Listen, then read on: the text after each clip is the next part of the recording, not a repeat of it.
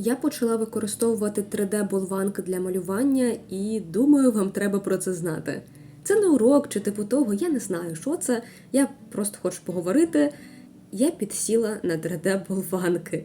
Це можна класифікувати, знаєте, як окрему художню проблему. Типу, в когось артблок, у когось там страх чистого листа, в когось ще щось, а у мене критична залежність від 3D.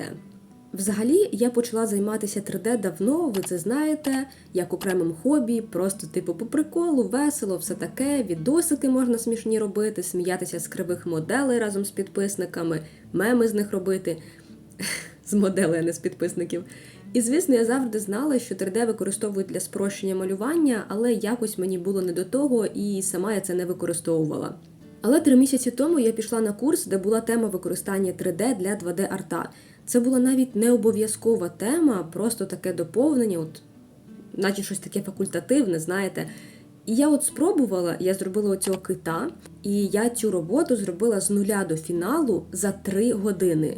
І я така, what's going on here?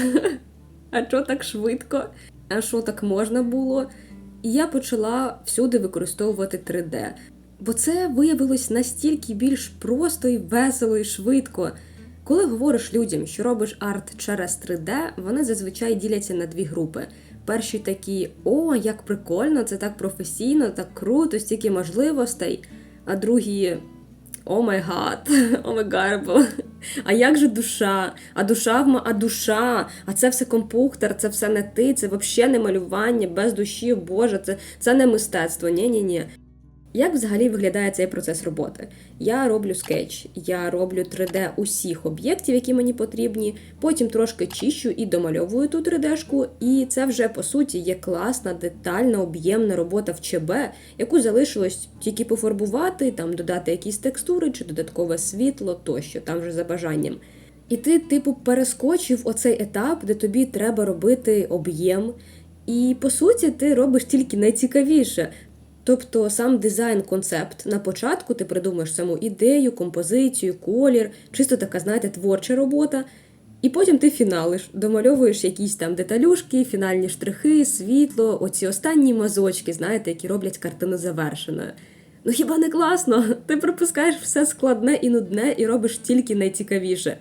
До того ж, це вирішує проблеми з перспективою, побудовою, ізометрією, світлотінню. Ти просто ставиш один на одного кубики і циліндрики, і воно вже гарно і правильно виглядає. Наприклад, я раніше не любила і боялась малювати будови, тому що, там треба їх будувати, перспектива і все таке. А зараз я роблю їх в 3D і все прекрасно. Хоча я роблю їх в ізометрії, а не в перспективі, може тому і прекрасно, хто знає. Звісно, ви мені зараз скажете, треба вміти все робити вручну. От не вмієш перспективу, ти маєш іти вчити ту перспективу, зубрити її, а не замінювати 3D. З одної сторони, мабуть, так, але є й інша сторона. По факту, ми маємо проблему. Нам треба створити правильну перспективу, але ми не вміємо. Проблема. І в нас є 2 варіанти вирішення цієї проблеми. Перший – це вивчити тему перспективи, попрактикуватися і навчитися її малювати вручну. І другий варіант – це вивчити програми для 3D і навчитись це робити в 3D. І в тому, і в другому випадку ти вчишся чомусь новому. Це просто різні шляхи до результату і різні шляхи до вирішення тої проблеми. І я не бачу в цьому нічого поганого. Хоча прям в ідеальному варіанті класно було б вміти і те, і інше, звісно. Єдиний аргумент, який міг би тут спрацювати, це те, що це, не справжнє малювання. Але, чесно кажучи, мені якось байдуже на справжність малювання. Звісно, ще є нюанс у тому, що 3D-програми роблять все так, як воно, мало бути в реалі. Але в малюнку далеко не завжди все має бути так, як в реалі. Дуже часто форма може бути більш пластичною і стилізованою, а робота з світлом взагалі є однією з основ роботи з точкою фокусу і виділенням основного. Тобто світло, воно має працювати на ідею, а не просто бути. Що 3D-програма зробити не може. Плюс треба враховувати контрасти, яких в 3D немає, або вони є не там, де треба. Коротше, нюансів вистачає і не треба думати, що це так просто, потикав кубики і все, готово. Там ці кубики ще доводити треба. І ще момент в тому, що все це буде на одному шарі, і його треба буде нарізати для подальшої роботи. Хоча може комусь і зручно працювати на одному, але мені особисто ні, тому я нарізаю. Тим не менш, як хороша база, це працює на ура. І ще один момент, мої 3D-моделі мають розмитий піксельний контур такими от сходами, для мене це величезний мінус. Я думаю, є у мене така підозра, що це можна якось виправити. Але я не знаю як, тому правлю це вже в фотошопі, просто обмальовуючи. Якщо ви знаєте, як це зробити в ZBrush, підкажіть мені, будь ласка, я буду дуже вдячна. А ще, якщо у вас є страх чистого листа, то 3D-шка – це вже не чистий лист, це вже щось. Бо знаєте, я дуже не люблю отой момент, коли в тебе нічого немає і треба щось зробити. От створити об'єм просто з пустоти, з нуля. А коли вже щось є, просто мазюкати поверх якось приємніше. Це, до речі, одна з причин, чому я дуже люблю рубрику з виправленнями ваших робіт. Бо я можу мазюкати поверх них, і це прикольно і весело, і легше, ніж малювати щось своє з нуля. І ти от наче і помалював, але не напрягався, і фактично ти не малював, бо це не твоя робота, але відчувається так, наче малював. Що такий прикол? Мені особисто набридло малювати. Я малюю там вже 10 років, і коли ти 10 років кожен день робиш там одне і те саме, хочеш не хочеш, воно наскучить. Треба якогось різноманіття. І от я його знайшла в 3D. Це урізноманітнює процес малювання, і в мене якось навіть знову цей азарт до малювання з'явився, якась іскра у наших стосунках з фотошопом.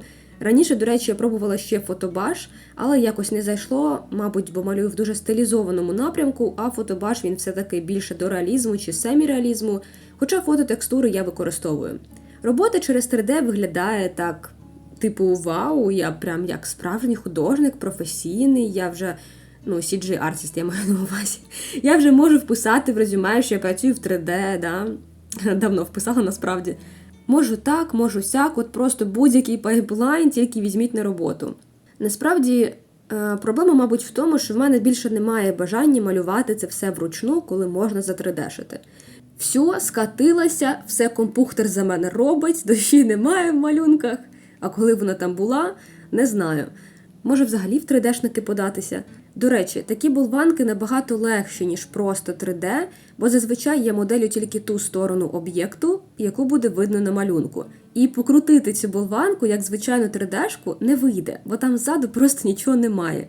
І ще не обов'язково якось досконало вивчати програму, в принципі, достатньо базових функцій, і не треба паритись з текстурами, кольором і так далі, бо все це вже додається на етапі малювання, способом малювання. Тому це набагато легше і швидше, ніж звичайне повноцінне 3D-моделювання.